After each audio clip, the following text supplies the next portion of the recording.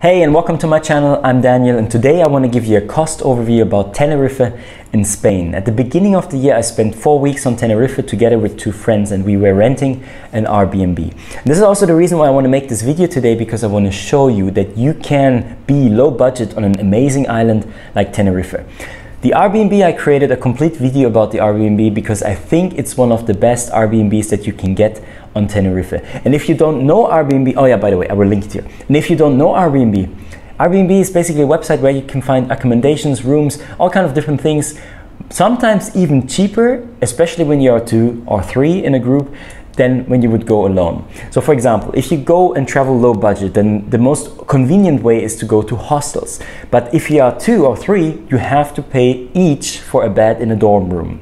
And sometimes the same price is even cheaper on an Airbnb, but you get your own kitchen, your own privacy. So definitely check out Airbnb. If you're new to Airbnb, I have a link in my description so you get some money off for your first use on Airbnb. So what I did today, I made an overview with different categories so that I can tell you where we spend which amount of money. And the way I do this, I use an app, it's called Tree Count, and it's an amazing group calculation app. So basically what you do, you put in all your monies that you spend and the app will calculate who has to owe who money. So I use that since Australia and it's an amazing app, and I also use that to just track everything, even for myself, because you can open a tree count even just for yourself and put the stuff in. So the cool part about this app is now they even have this category function. So you don't even have to do this anymore, what I now did, because you can already place different categories when you place it into the app. And then you have an overview about that much money we spent on accommodation, that much money we spent on accommodation, that much money we spent on eating and living. So in total, we spent 2,067 euros for the whole month. And this is divided by 3. So that means I only spent 689 euros, which is very, very good price.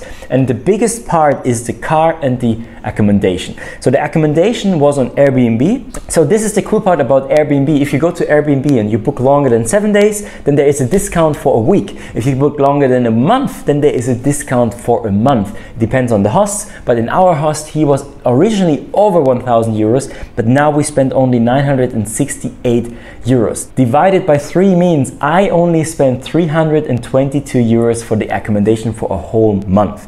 The next step is a car. So we had 2 rental cars in that time, just simply because 2 weeks a friend of mine was using the rental car and then he left earlier. So the other 2 weeks I had a rental car. And both rental cars were roughly around 140 euros per those 2 weeks. So one time we spent 134 euros and the second time we spent 144 euros. If you're interested where to get the cheapest rental car and where we got our car, there is a travel vlog. I will link this up here as well.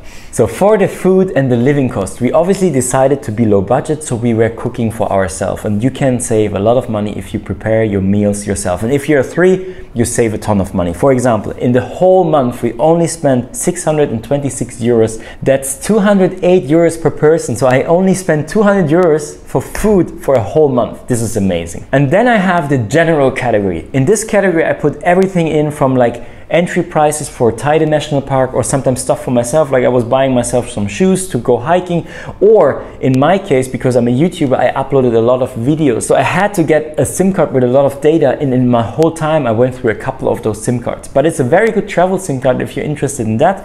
That's the first video from the Tenerife vlog series, so check out that one. I will link it to you up there. So this is my cost, and one of the costs is obviously the flight. So I spent 106 euros because I was flying with Ryanair, which is one of the cheap carriers in Europe. So the flight price can have a big part of that. So it depends from where you're coming and when you're booking and all those kind of things. But I created an article on Working Holiday blog. I will link this one up here as well, or in the description, with 15 tips how you can get very cheap flights so that you always find the flight that you need. So if you like this video, hit like, subscribe, dingle, dingle, dingle, the bang, bang, gong, so that you get notifications in the future if I post new videos. If you're more interested in Tenerife, definitely watch my video about top 10 things to do in Tenerife.